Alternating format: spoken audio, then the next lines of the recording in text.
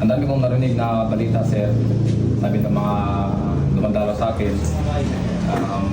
di man lang inantay na makipakinggan yung side ko, kung ano yung totoong buong story. So basta lang sabi ng kung ano-ano, pero naintindihan ko kasi Pinoy tayo eh. Kahit nagawa ka ng tama, may masabi pa rin. Kahit kung gagawa ka ng mali, malamang may masabi silang na mali.